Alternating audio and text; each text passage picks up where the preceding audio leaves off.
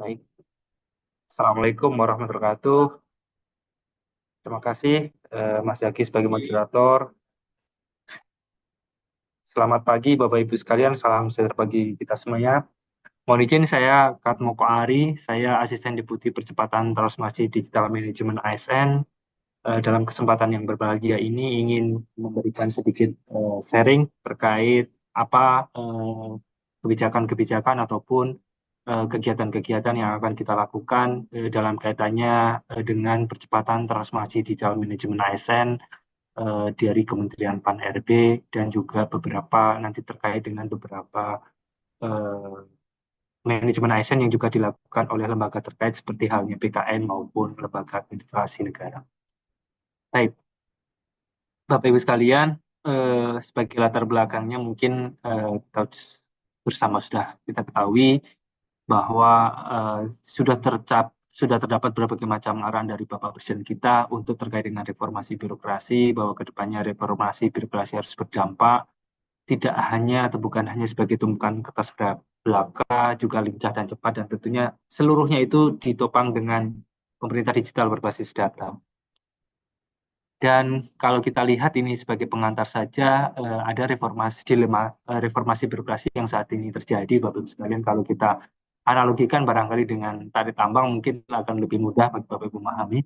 Yang pertama adalah yang menarik ke kanan, yang ingin menjadikan birokrasi profesional dan berkelas dunia, yang kemudian juga memiliki sifat-sifat yang sesuai profil ASN, berorientasi pelayanan, akuntabel, kompeten, harmonis, loyal, adaptif, dan kolaboratif. Namun di sisi lain masih ada juga hal yang menarik ke kiri ya, ke sebelah kiri, di mana ASN masih senang pada zona nyaman, takut perubahan, kemudian banyak terjadi KKN, kecurangan jual beli jabatan, politisasi ASN, kemudian sistem anggaran yang lemah, kesejahteraan ASN tidak terperhatikan, juga masalah-masalah non ASN yang saat ini masih dalam tahap penyelesaian. Dan hal ini mengakibatkan seolah-olah berbagai macam indeks yang ada bergerak perlahan, maju secara perlahan, bahkan ada yang di jalan di tempat. Sehingga padahal kita juga mengetahui juga dunia semakin VUCA, volatil, uncertainty, kompleks dan ambigu ya, dengan dipicu oleh triple disruption, yakni di teknologi, yang sekarang industri dari 4.0 menuju era society 5.0, kemudian juga ada bonus demografi dan dampak dari pandemi. Dan ini tentu saja kita ke depannya akan melakukan berbagai macam upaya, baik itu di sisi organisasinya, sistem dan budaya kerjanya maupun dari SDM, sehingga kita butuhkan transformasi yang lebih nyata, lebih cepat, lebih terakselerasi dan seterusnya. Dan untuk itu Bapak sekalian, seperti kita ketahui bersama bahwa kita telah memiliki undang-undang yang baru, semangat yang baru untuk ASN bersama, yakni Undang-Undang 20 tahun 2023 yang telah ditetapkan di tanggal 31 Oktober 2023 tahun lalu.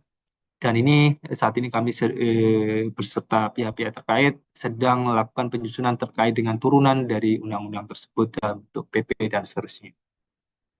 Baik, apa yang kemudian kira-kira menjadi agenda transformasi dalam undang-undang tersebut? Mohon izin saya coba share dengan gambar yang berikut ini, bahwa setidaknya ada 7 agenda transformasi ASN yang kemudian kita akan bawa ke depannya.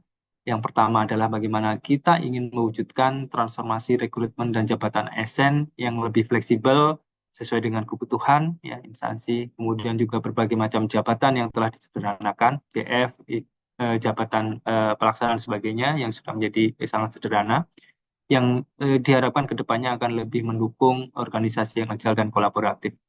Kemudian yang kedua terkait dengan kemudahan mobilitas talenta secara nasional, kita lihat juga mobilitas talenta saat ini masih mengalami beberapa hambatan, baik itu di dalam satu instansi, apalagi di antar instansi maupun keluar instansi, dengan birokrasi yang panjang.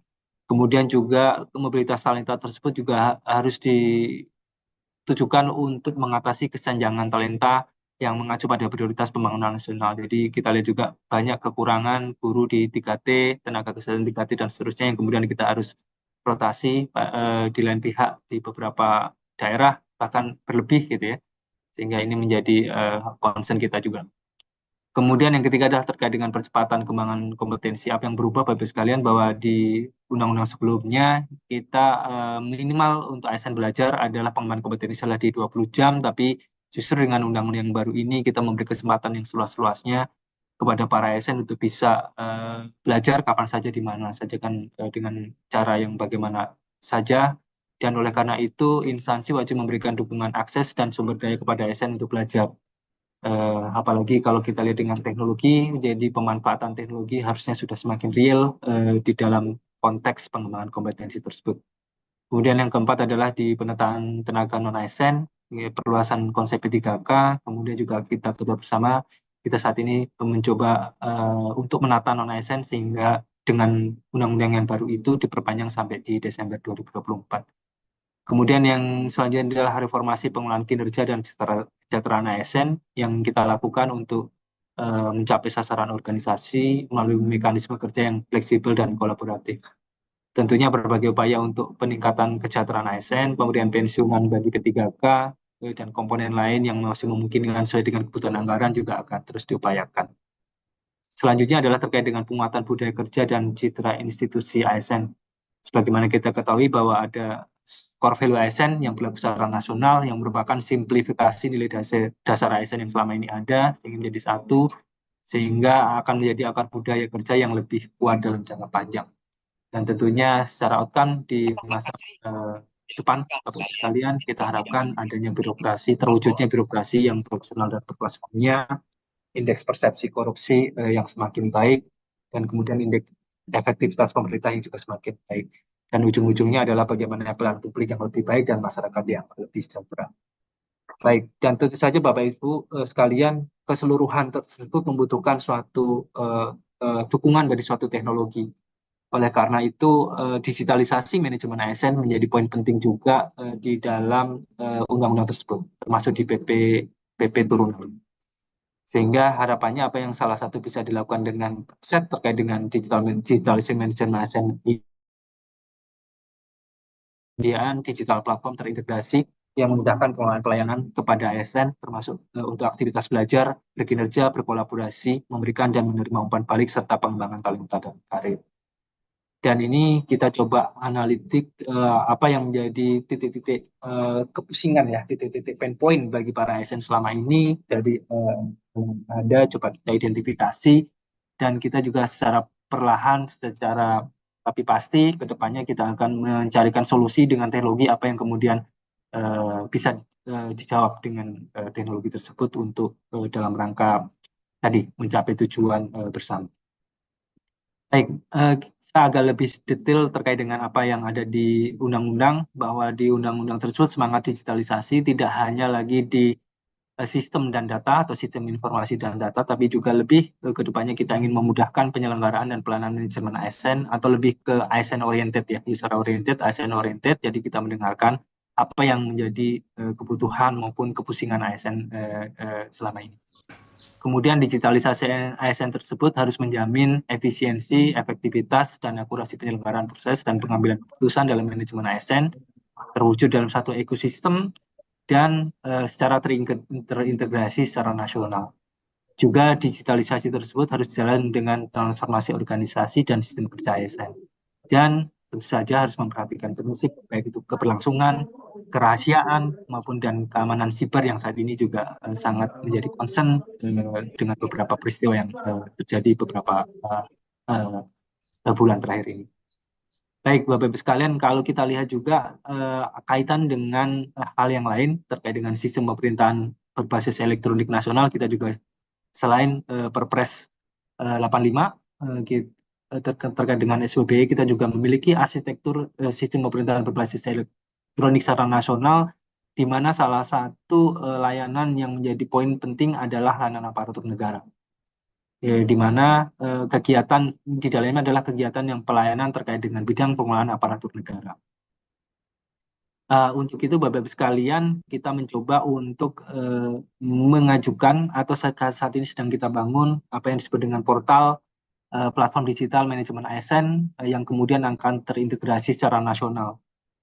apa saja yang ada di dalam portal tersebut, tentu saja komponen-komponen dasar yang ada di sistem manajemen ASN yang sesuai dengan undang-undang maupun PP yang nanti akan diterbitkan, mulai dari perencanaan kebutuhan ASN, kemudian pengadaan atau rekrutmen ASN, kemudian penguatan budaya kerja dan citra institusi ASN, pengelolaan kinerja, pengembangan talenta dan karir, pengembangan kompetensi, pemberian penghargaan dan pengakuan, pemberhentian, maupun juga pengawasan penerapan sistem merit dan layanan dasar kepegawaian lainnya, seperti yang saat ini telah operasional di BKN maupun di LAN, seperti kenaikan pangkat, mutasi, dan sebagainya. Dan seluruhnya ini akan terintegrasi menjadi satu single sign-on atau login secara single pada portal tersebut dengan berbasis data kependudukan dengan memanfaatkan digital ID. Dan tentu saja Bapak Ibu sekalian, dari sistem tersebut juga akan dipertukarkan ke sistem pemerintah layanan pemerintah lainnya melalui SPLP, sistem penghubung layanan pemerintah, sehingga data-data tersebut bisa saling diintegrasikan dan interoperabilitaskan secara lebih luas. Dan tentu saja salah satu juga yang menjadi penting, seluruhnya akan kita satukan, kita padukan dalam satu data kepegawaian, satu data ASN, dan dengan satu data ASN tersebut, kita juga akan mempermudah bagaimana kita melakukan ekstraksi data, analitik data, untuk kemudian sebagai dasar bagi kami untuk pengambilan kebijakan ataupun penentuan berbagai macam program prioritas terkait dengan manajemen ASN ke depannya. Kemudian Bapak Ibu sekalian, yang penting juga bahwa nanti layanan tersebut sesuai dengan dukungan Perpres 82 2023 kemudian akan menjadi atau akan terintegrasi secara nasional dengan berbagai layanan lainnya. Jadi kalau kita lihat layanan aparatur negara ini merupakan salah satu bagian saja dari layanan administrasi pemerintahan. Kemudian di samping layanan administrasi pemerintahan akan ada juga layanan portal pelayanan publik, seperti misalnya di layanan pendidikan, layanan kesehatan, layanan sosial, kepolisian, dan sebagainya, yang kemudian akan dipersatukan atau diintegrasikan secara nasional dalam portal nasional. Dan ini tentu saja nanti akan tetap menggunakan di single sign-on ya, melalui berbasis data kependudukan. Sehingga kalau seandainya seorang ASN itu kemudian masuk ya ke dalam portal nasional tersebut, kalau memang yang bersangkutan adalah terdeteksi sebagai ASN, maka kemudian akan bisa mendapatkan layanan di portal administrasi pemerintahan, wabil khusus di layanan aparatur negara. Selain tentunya mengakses di portal berbagai macam pelayanan publik. Baik, Bapak Ibu sekalian, saya kira itu pengantar dari kami dan status dari portal ini, alhamdulillah kita sudah segera rilis untuk versi pertama dan kita akan operasional secara terbatas dan beberapa instansi di Jawa Tengah dan Jawa Barat juga dan Jawa Timur juga telah lakukan uji coba dan mulai minggu depan insya Allah portal tersebut secara bertahap akan kita perkenalkan, kita sosialisasikan juga secara lebih detail ke beberapa instansi khususnya yang belum mendapatkan sosialisasi sebelumnya.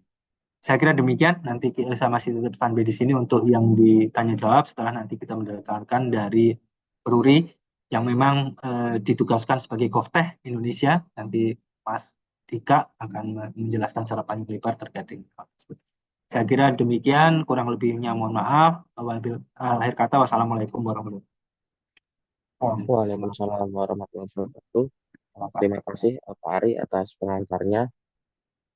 Lanjut ke acara berikutnya yaitu adalah paparan dari Rahmat Danu Andika selaku Wakil Direktur Utama PT Peruri Digital Security. Pada Pak Andika, dengan hormat kami persilahkan. Baik, terima kasih Pak Zaki, Pak Ari, Bapak Ibu sekalian yang menyaksikan kegiatan Tanya Pang RB. Izinkan saya mungkin dari memperkenalkan diri, saya Dika dari Peruri Group, ya, dari bagian dari tim Ina Digital. Mungkin kami akan share sedikit mengenai Ina Digital itu sendiri dan bagaimana keterkaitan dengan apa yang barusan disampaikan oleh Pak Ari. Jadi sebetulnya background dari Ina Digital ini adalah momentum sebetulnya yang sangat penting untuk diambil oleh kita semua. Mungkin boleh next slide.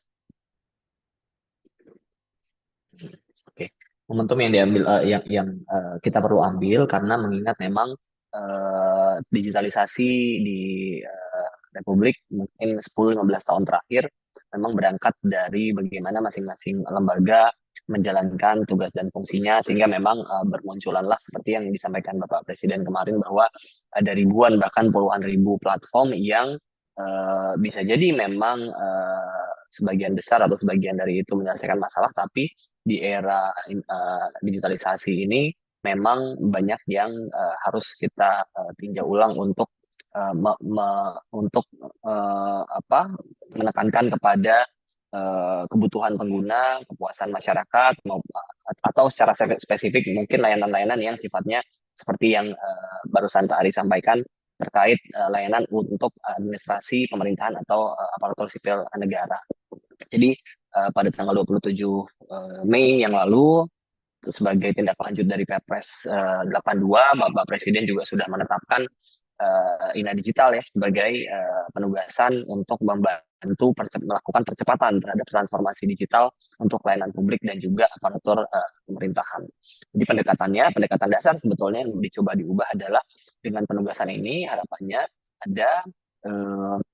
ada point of view baru bagaimana kita melakukan pendekatan dalam mencari atau mendefinisikan problem statement dari yang ada di terhadap layanan yang diterima masyarakat maupun juga aparatur sipil negara untuk lalu berkolaborasi dengan kementerian-kementerian terkait. Jadi kalau kita lihat mungkin Bapak Ibu di layar ada kita memulai dari berdasarkan Perpres 82 memang pemerintah Presiden memandatkan bahwa ini dimulai dari 9 sektor prioritas, maka akan terjadi kolaborasi yang alhamdulillah juga sejak awal tahun kemarin juga sudah dimulai kolaborasi untuk bahkan sejak merumuskan solusi tepat guna apa yang memang perlu dikerjakan bersama dalam rangka percepatan transformasi digital. Jadi dari kolaborasi ini bersama Peruri, bersama tim INA Digital, kita bersama-sama melakukan review, melakukan pengembangan, melakukan evaluasi dan monitoring terhadap berbagai macam aktivitas atau berbagai macam aktivitas pengembangan dalam percepatan transformasi digital yang harapannya ini tentu menjadi tahap awal. Tahun ini adalah tahun awal kita memulai percepatan transformasi digital dengan pendekatan yang baru ini, pendekatan INA Digital, maka harapannya ini menjadi ikhtiar yang berkelanjutan karena memang pasti perjalanannya akan tidak mudah dan akan panjang. Tapi hari ini seperti yang tadi Pak disampaikan, beberapa akan insya Allah akan kita luncurkan secara terbatas, riliskan secara terbatas di bulan Agustus dan September ini sampai akhir tahun dan untuk terus dikembangkan di tahun-tahun berikutnya. Nah, kalau kita bicara pendekatan GovTech, mengapa pendekatan GovTech ini menjadi yang didefinisikan oleh pemerintah menjadi salah satu kunci? Karena jika kita benchmark ke negara-negara lain, begitu negara-negara maju, khususnya dalam bidang ekonomi, khususnya lagi pengembangan ekonomi digitalnya, itu salah satu key success factor-nya adalah negara-negara tersebut memiliki government digital agency. Nah, yang hari ini di Indonesia kita coba terjemahkan menjadi penugasan pada INA Digital. Nah, mengapa ini penting? Karena mungkin kalau dari hasil benchmark dan juga penelitian yang dilakukan, saat negara sudah berkembang atau sudah berjalan, seperti yang kita juga sudah alami mungkin 10-15 tahun terakhir, mungkin memang perlu fresh eyes untuk melihat bagaimana sih keterpaduan itu sebaiknya dilakukan. Karena kan isu dari digitalisasi itu tidak melulu soal pembangunan aplikasi atau pembangunan platform, tapi isu mengenai keterpaduan atau interoperability. Nah, itulah yang menjadi tantangan besar karena ini karena ini juga melibatkan faktor atau isu-isu non teknis alih-alih hanya isu-isu teknis dalam pengembangan aplikasi dan lain-lain, sehingga pendekatan itulah yang sekarang coba dilakukan. Nah, lalu kenapa ini yang juga saya sampaikan tadi, tidak terintegrasi ini tidak melulu dalam hal API terkoneksi. Mungkin kita sering dengar term mengintegrasikan dua aplikasi, yang penting API terkoneksi. Tapi lebih daripada itu, sebetulnya terintegrasi atau interoperabilitas harusnya fokus kepada bagaimana sebuah problem statement itu didekati dengan solusi yang paling efisien, sehingga alih-alih kita mengelektronifikasi bisnis proses manual, yang harusnya dilakukan bersama-sama adalah bagaimana merumuskan solusi-solusi yang berfokus kepada kenyamanan dari pengguna, dalam hal ini masyarakat atau siapapun yang menjadi pengguna layanan digital pemerintah. Jadi ini mungkin salah satu dari ini adalah yang tadi saya sampaikan 9 layanan prioritas yang dimandatkan di Perpres 82, diantaranya pendidikan, layanan bantuan sosial, satu data, kepolisian, aparatur negara, administrasi kependudukan, kesehatan, transaksi keuangan, dan portal pelayanan publik. Nah, ini merupakan tahapan awal yang dimandatkan Perpres 82 yang tentu kita sadari bersama-sama bahwa perjalanannya akan masih panjang ke depan dan akan mencakup makin banyak hal sehingga e-government atau pemerintahan berbasis digital itu akhirnya bisa menghasilkan impact berupa layanan-layanan publik yang prima, yang berdampak tadi seperti Pak Ari bilang, yang berdampak kepada berbagai matriks yang membuat kita menjadi negara yang makin dipandang di dunia, baik itu indeks-indeks soal persepsi korupsi dan maupun indeks-indeks lain yang harapannya akan mendapatkan dampak langsung dari Indonesia yang terdigitalisasi. Nah, mengenai tahapan yang tadi saya sampaikan, di tahun ini, khususnya mungkin di bulan September, akan ada perilisan terbatas dari 3 produk utama atau produk yang bisa dibilang adalah dasar dari perjalanan berikutnya, yaitu portal pelayanan publik yang insya Allah bulan akhir September juga akan diluncurkan secara terbatas, lalu khususnya juga portal administrasi pemerintahan dan identitas digital nasional atau INAPAS. Nah, kalau kita zoom in lebih dalam ke dalam portal aparatur negara, dan tadi Pak Adi sudah sampaikan, di tahap awal akan fokus atau akan tersedia beberapa layanan dasar sebagai tahap awal, yaitu yang pertama adalah cek kinerja kepegawaian. Jadi ASN dapat menggunakan ini untuk mendaftarkan sasaran kerja pegawai yang telah diperoleh dan sudah terintegrasi langsung dengan platform BKN sehingga tidak perlu menggunakan aplikasi yang banyak, sekarang tinggal hanya di portal administrasi pemerintahan ini. Lalu yang kedua adalah akses pembelajaran wajib, ini juga yang sudah terintegrasi dengan LAN sehingga nanti pembelajaran bisa diakses, materi-materi pembelajaran yang esensial maupun yang lainnya sesuai minat itu secara digital dapat diakses dan dapat dilakukan secara daring dalam platform ini. Lalu juga memantau status proses kenaikan jabatan itu juga sudah akan bisa disajikan dalam layanan tahap pertama ini sehingga ASN dapat melakukan tracker secara near real time. Kenapa near real time? Karena ini juga part dari sesuatu yang akan terus diimprove bersama oleh Ina Digital kolaborasi bersama PAN-RB, rekan-rekan di BKN dan juga rekan-rekan di LAN.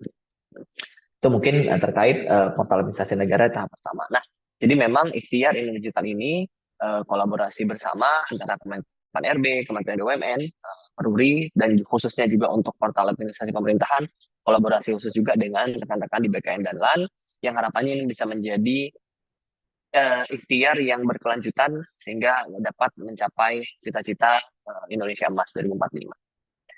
Demikian mungkin dari saya, Pak Zaki, Pak Ari, Bapak Ibu sekalian, mudah-mudahan